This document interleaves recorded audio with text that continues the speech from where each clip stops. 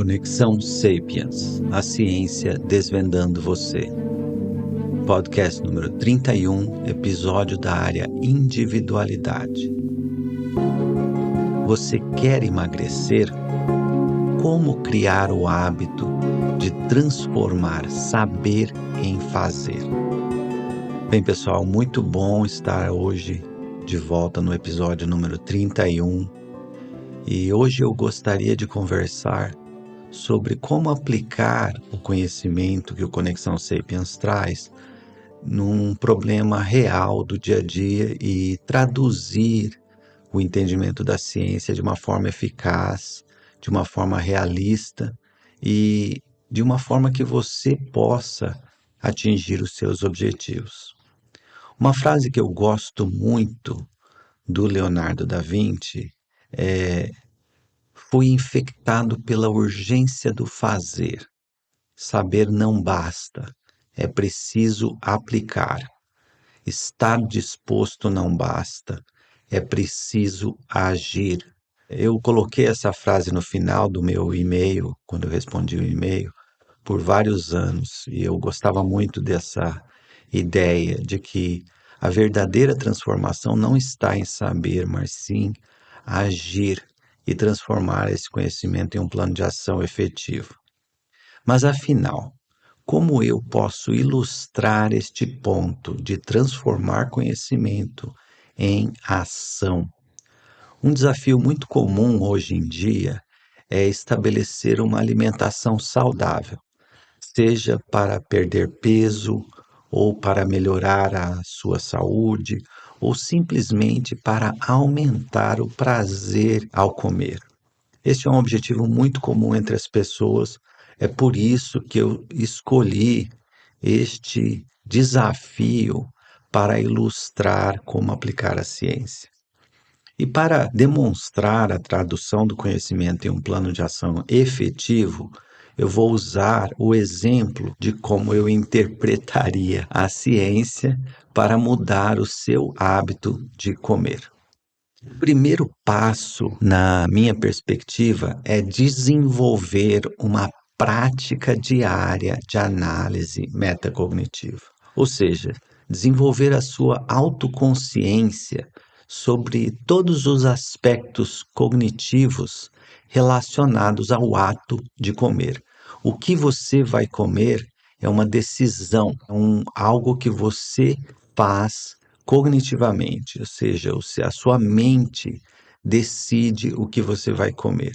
Isso significa que você pode e tem a oportunidade de desenvolver e examinar esse processo cognitivo de uma forma metódica, de uma forma sistemática e, com o tempo, aprender a monitorar o processo de decisão relacionado ao ato de comer.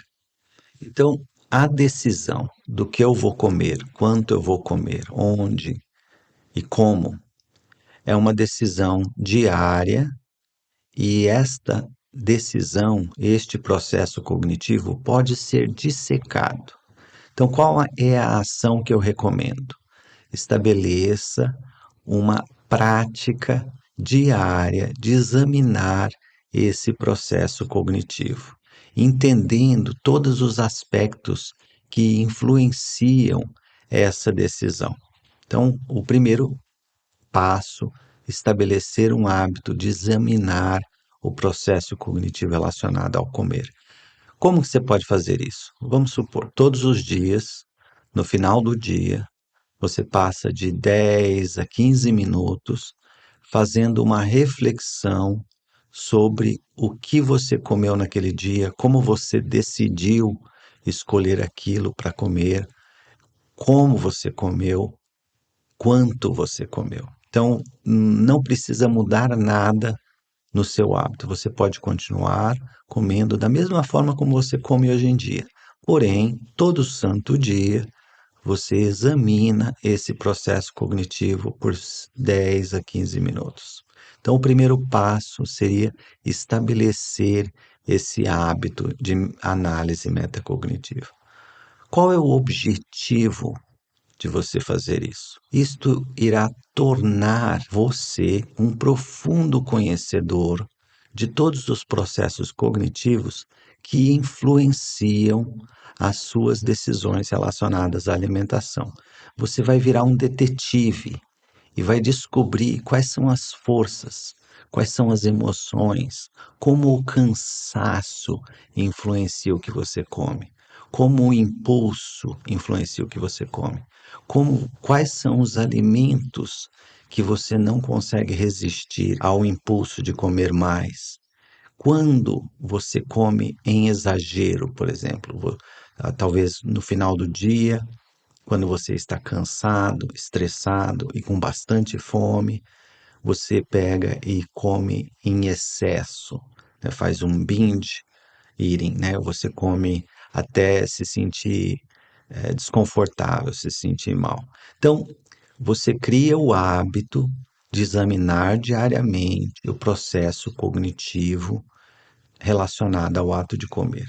Eu acredito que pelo menos uns 3 meses para você realmente dissecar todos os aspectos relacionados a esse processo cognitivo.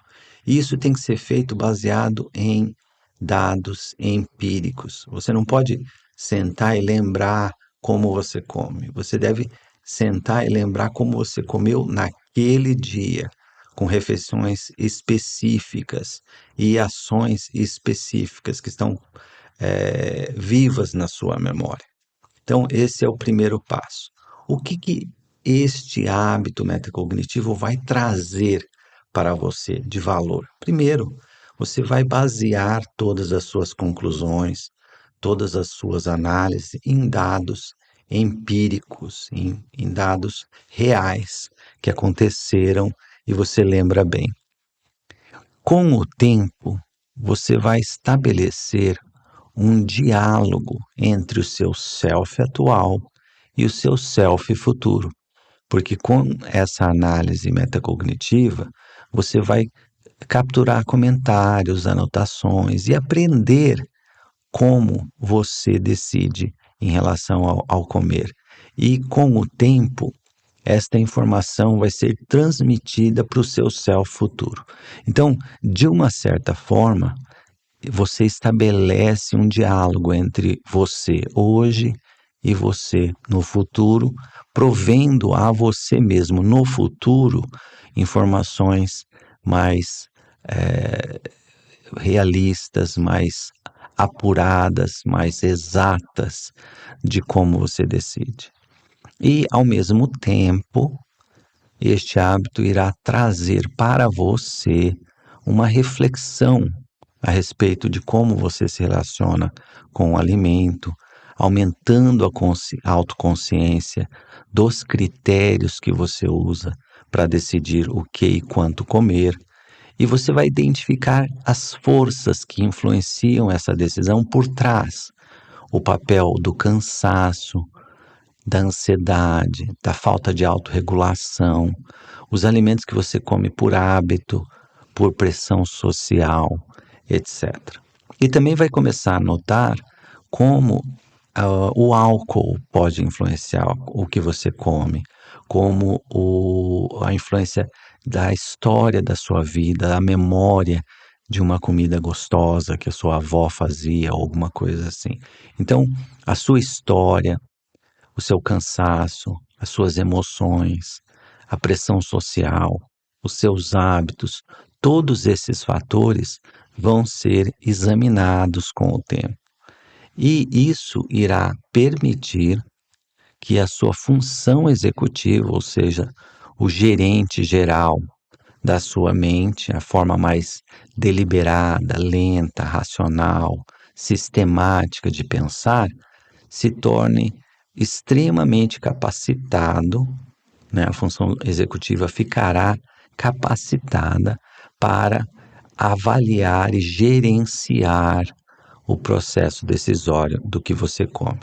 Então, para a maioria das pessoas, um hábito diário de metacognição aplicado às escolhas alimentares provavelmente terá consequências positivas. Você vai conseguir gerenciar melhor quando, quanto e como você come.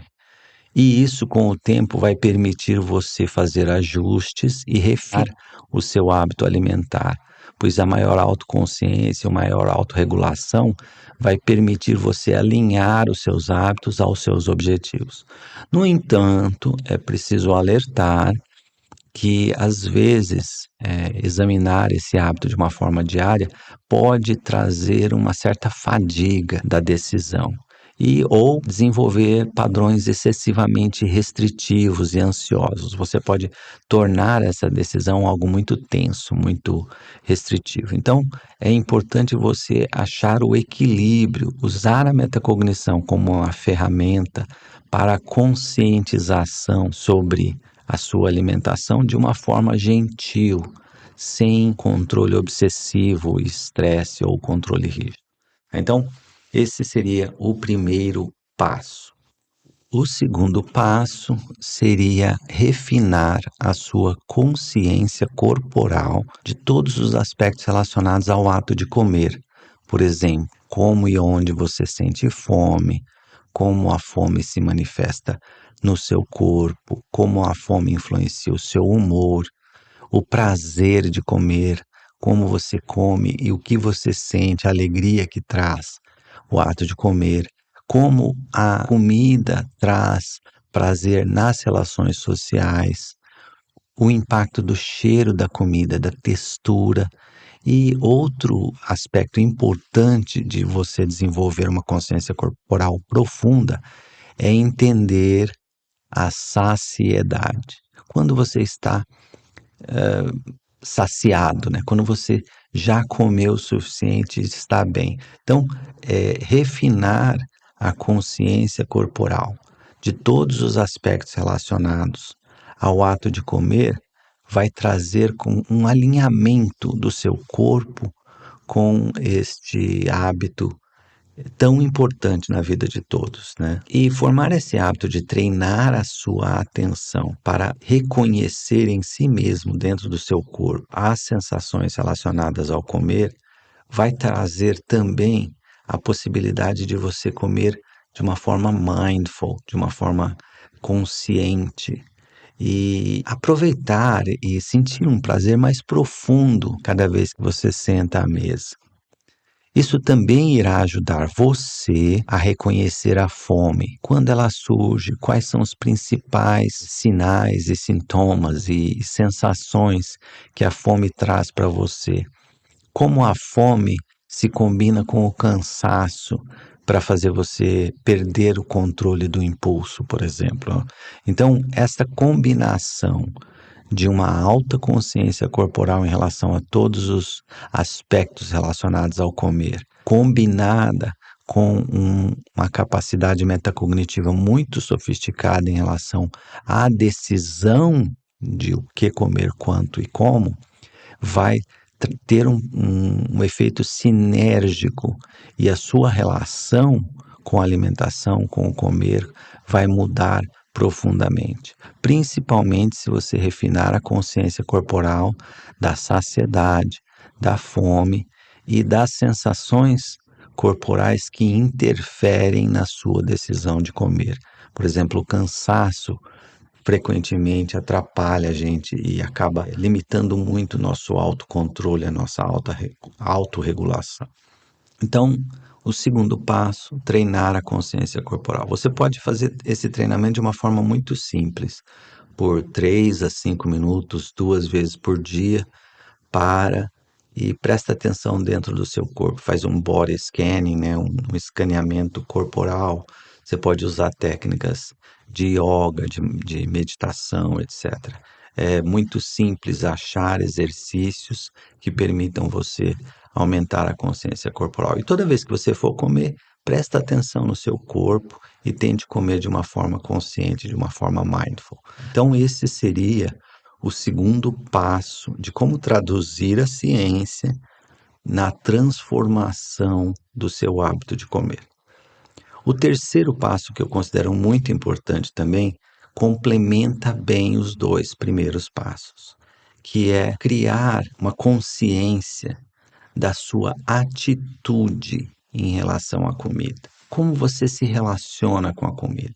Você se relaciona com a comida como algo que traz prazer, algo que é um prêmio que você se dá quando você está triste, por exemplo, ou quando você está ansioso?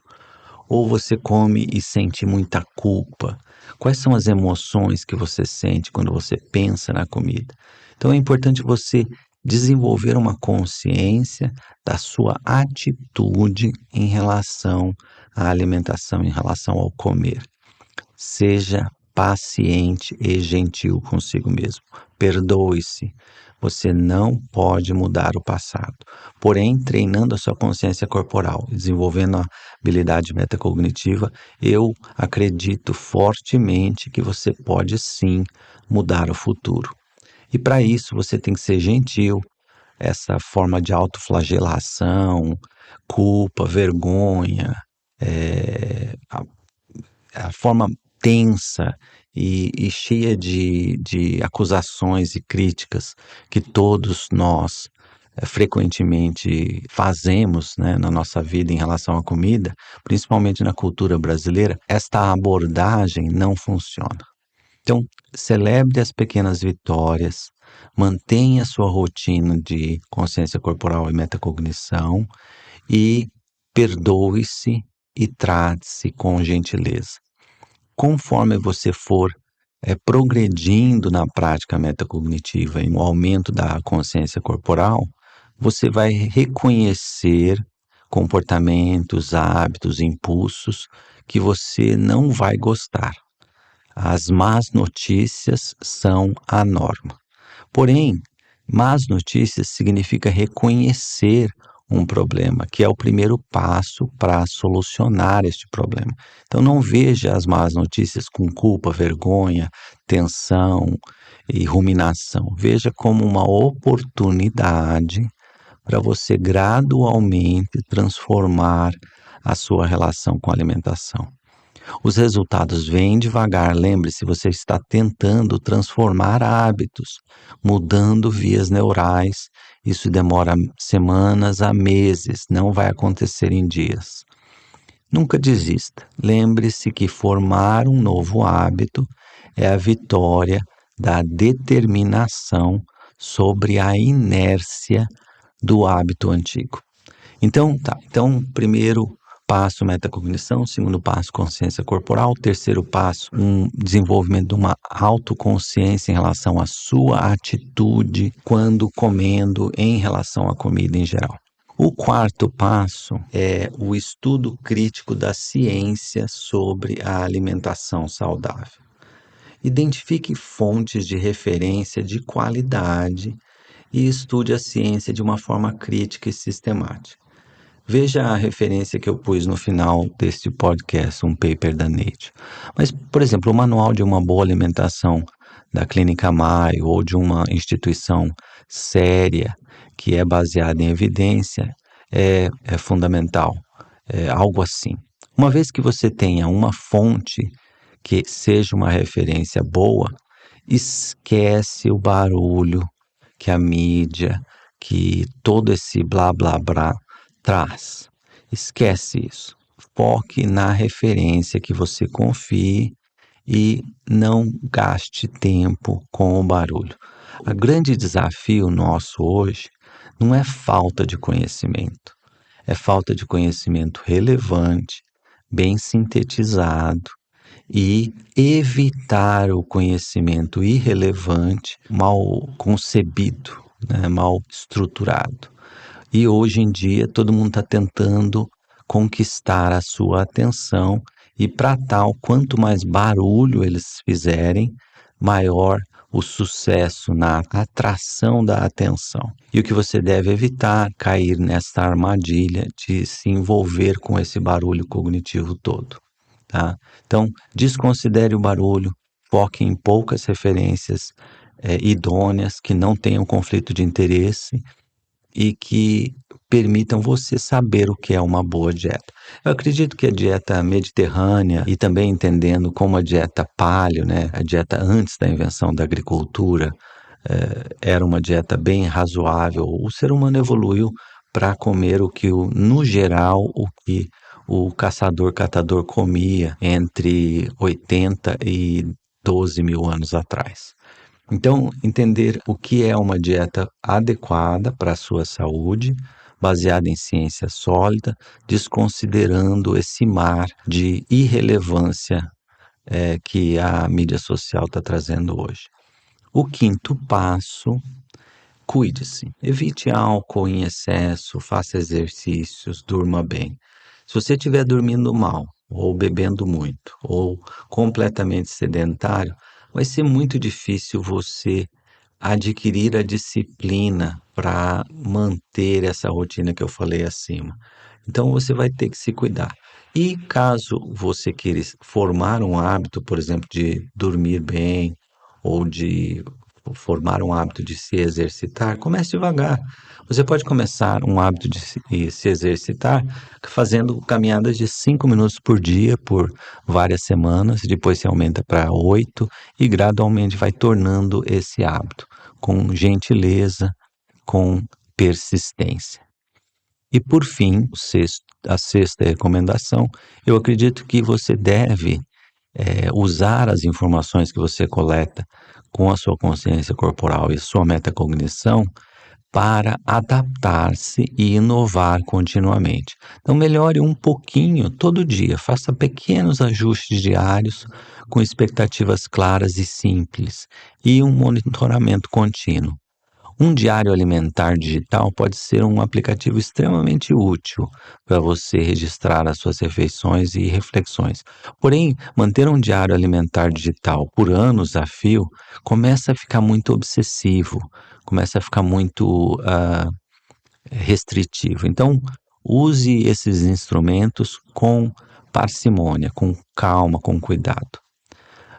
Você pode envolver as pessoas da sua vida nesse projeto e criar um grupo de apoio social e pode também utilizar games, né? A gamification, né? Tornar todo o processo um jogo pode ser um método eficaz de aplicar isso. Seguindo esta orientação com disciplina por alguns meses, eu diria que pelo menos 3 meses, eu acredito que haverá uma transformação significativa na forma como você se alimenta, mudando totalmente a sua relação com a comida. Porém, esta transformação provavelmente demorará de 3 a 9 meses. Então, entenda que isso leva tempo. Uma transformação de um hábito leva meses. E só leva meses se você persistir com esse hábito diariamente e não tentar fazer algo um dia e esquecer 2. Então, a persistência diária é fundamental. O tempo necessário em cada dia é pequeno, mas o exercício deve ser diário. Esta é a recomendação que eu faria. Uma das coisas que eu gostaria de destacar é que eu sou médico e cientista, e frequentemente, quando eu converso com meus amigos e pessoas que eu conheço, eu vejo uma certa surpresa quando eu descrevo a diferença entre essas duas profissões. Esta diferença pode parecer sutil, mas ela é essencial para entender como evoluímos nosso conhecimento sobre o mundo e sobre nós mesmos. A medicina, ela tem uma raiz dentro de uma prática empírica e na observação da doença e da cura ao longo de milênios. Então, a medicina aprendeu no decorrer de milênios, observando o paciente melhorar com certas intervenções. E surgiu muito antes da ciência formal, que surgiu somente há poucos séculos. Esta distinção histórica nos lembra que a busca pela cura e pelo alívio do sofrimento humano e pela tradução do conhecimento para o bem-estar das pessoas surgiu muito antes na medicina do que os métodos mais recentes da ciência. Uma das minhas frustrações quando eu observo a sociedade contemporânea é a disparidade entre a valorização da teoria e a valorização da aplicação na prática. Então, você tem, por exemplo, um cientista que descobriu algo novo, sendo reconhecido no Congresso, recebendo o prêmio Nobel.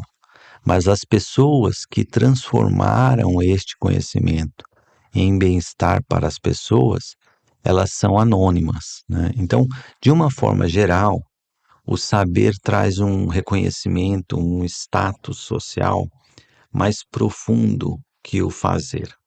O médico que trabalha nos Médicos Sem Fronteira, né, Doctors Without Borders, eles e elas, né, trabalham de uma forma anônima. Ninguém reconhece o heroísmo e a coragem de estar numa situação difícil, num país em guerra, e ainda assim estar tentando aplicar a ciência para o bem-estar das pessoas.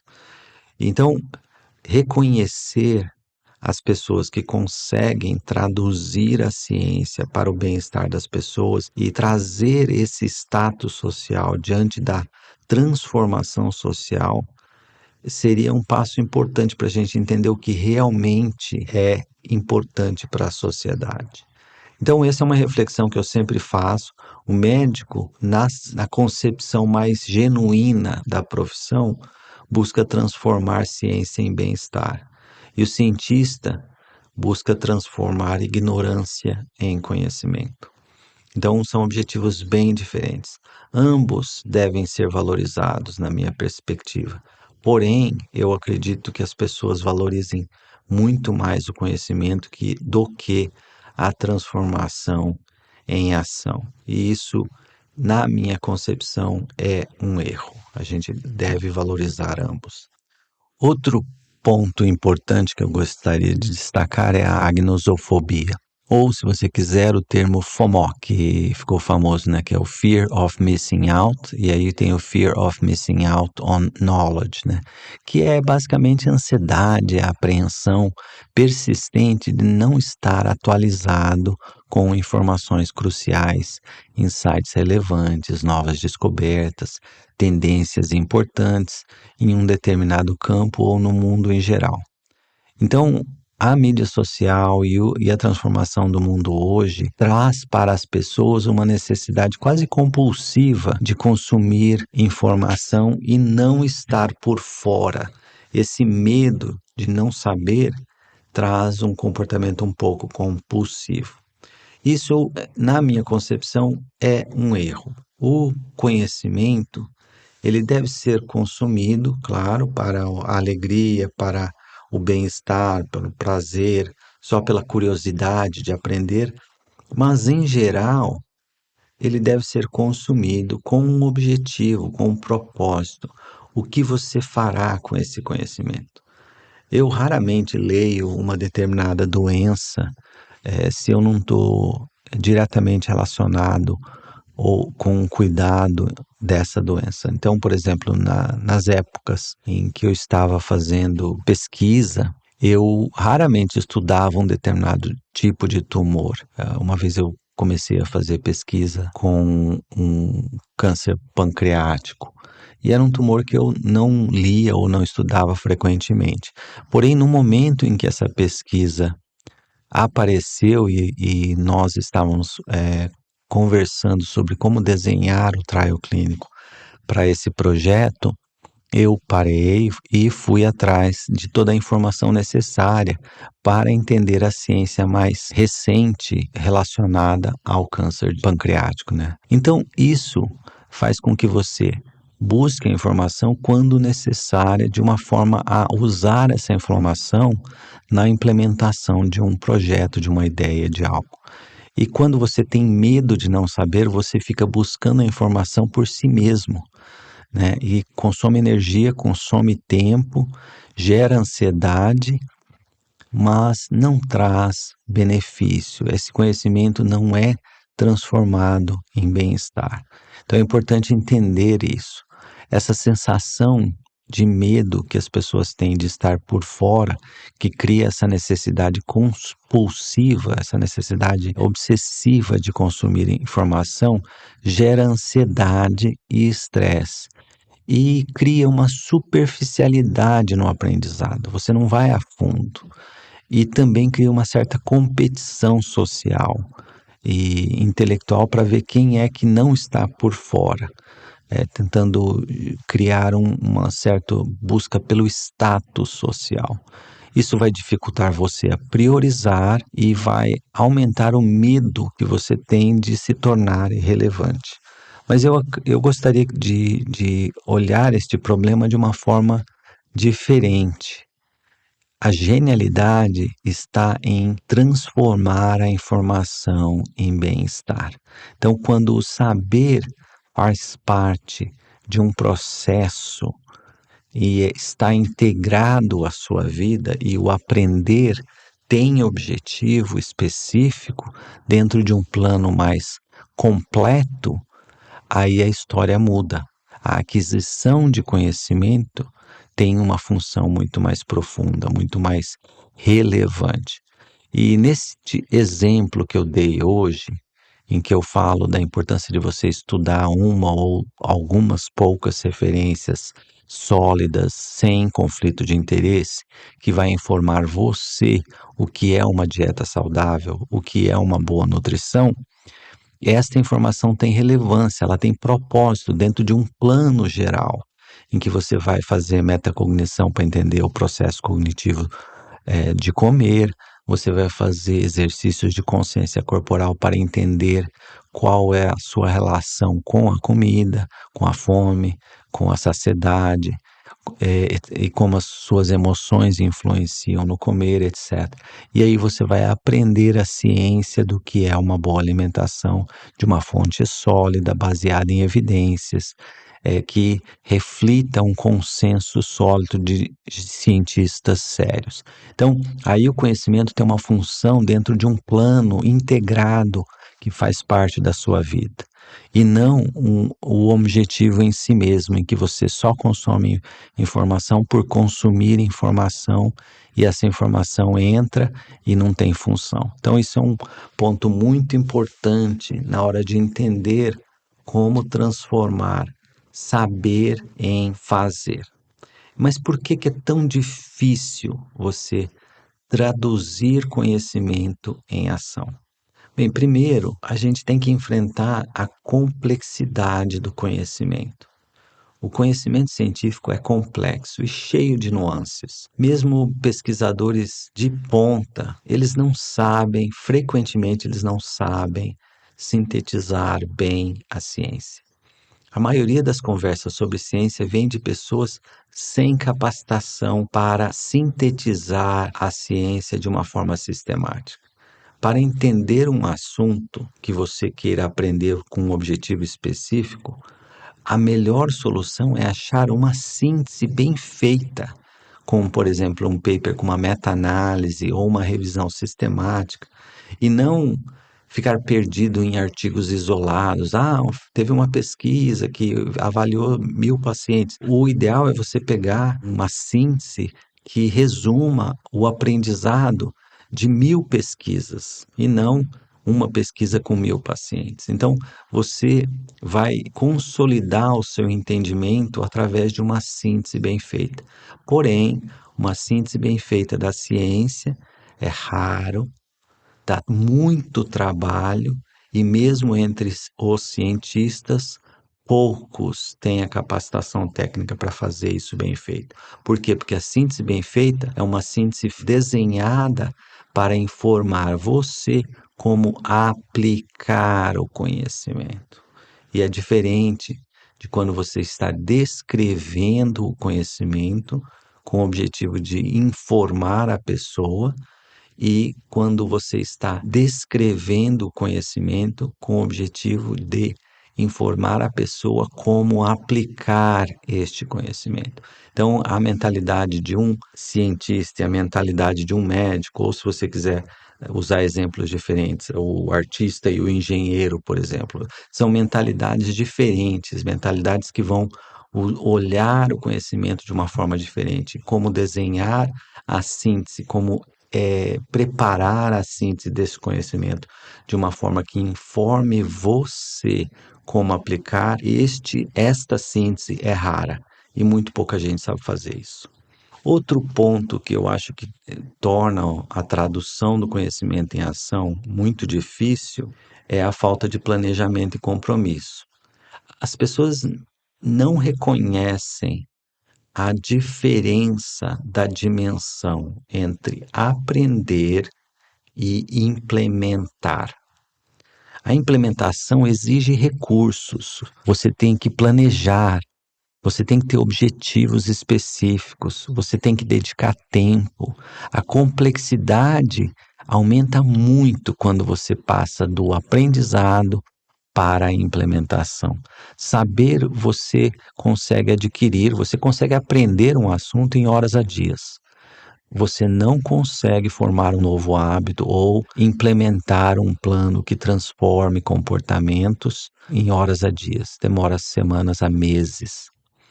Outro problema é que a gente vive um pouco no piloto automático, vítima das nossas próprias heurísticas e dos nossos vieses cognitivos.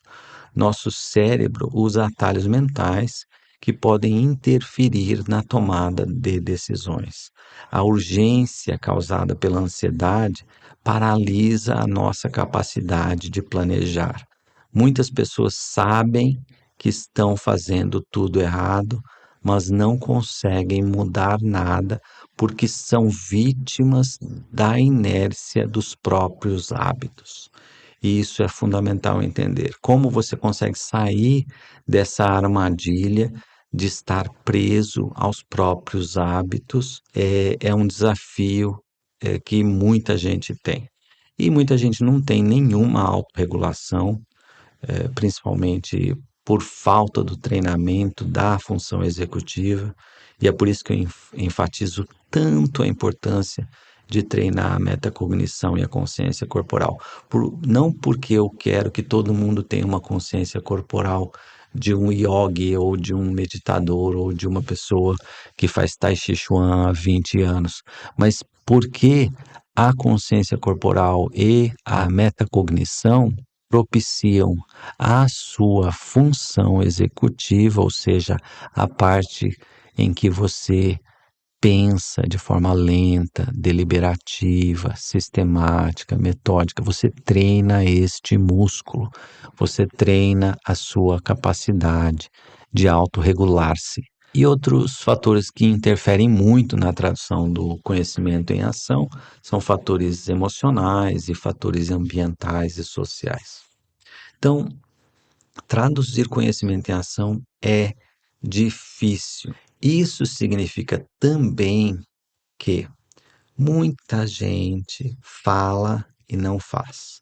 Essa desconexão entre o que a gente fala e o que a gente faz reflete a nossa própria incapacidade de transformar nossos objetivos e o nosso saber em um plano de ação realista, eficaz e implementar com sucesso esse plano de ação, ou seja, a nossa incapacidade de transformar saber em fazer.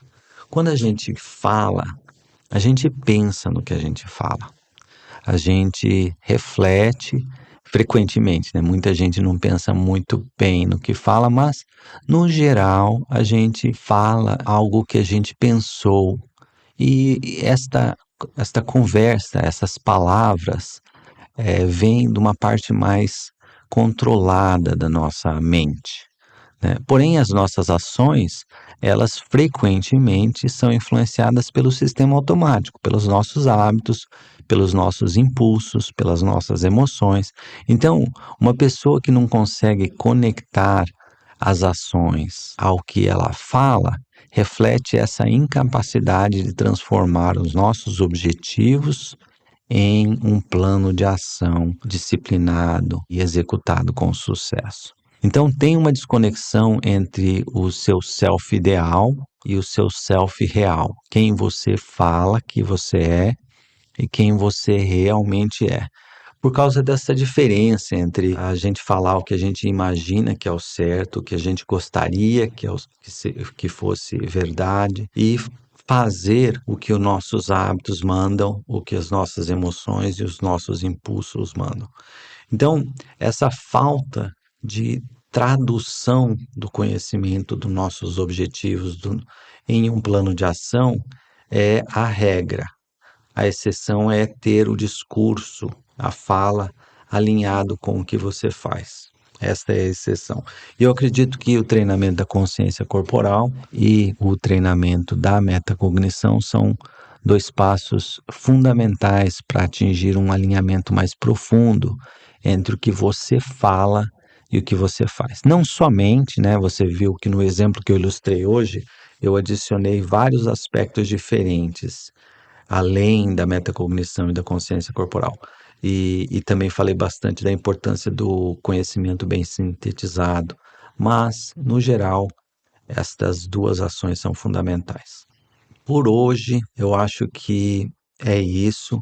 No texto deste podcast que eu vou postar no Buzzsprout, na website desse podcast, você pode ver mais detalhes a respeito de estratégias de como você pode quebrar hábitos e estratégias de como você pode adquirir novos hábitos. Muita ciência por trás disso. Eu acho que vale a pena você aprender um pouco caso você queira mudar algum hábito. E eu também coloquei duas referências no texto do podcast, uma referência sobre como quebrar e mudar hábitos, numa publicação do Trends in Cognitive Science desse ano, bem recente, e uma referência sobre uma dieta adequada da Nature Medicine, também desse ano, e então as duas referências estão no podcast. Por favor, me enviem sugestões, críticas construtivas e perguntas. Para concluir, caso você ache que este é um assunto que vale a pena, me siga no Instagram, @caldconexãosapiens, e, por favor, espalhe essa notícia. Conexão Sapiens, a ciência desvendando você. PS. Nas últimas semanas, eu estou utilizando a inteligência artificial como referência para alguns pontos e como assistente administrativa na redação dos textos. Porém, as referências indiretas mencionadas pela inteligência artificial são confirmadas com artigos publicados em revistas científicas. Então, cada vez que eu vejo uma referência, eu revejo esta referência no artigo original em PDF para não ter erro. Lembre-se que, às vezes, a inteligência artificial tem alucinação e inventa papers, inventa artigos. Fiquei bastante preocupado quando eu li a respeito disso. Ou seja, este texto foi parcialmente criado com a inteligência artificial, mas cuidadosamente revisado pela inteligência natural desse ser que vos fala. Um grande abraço.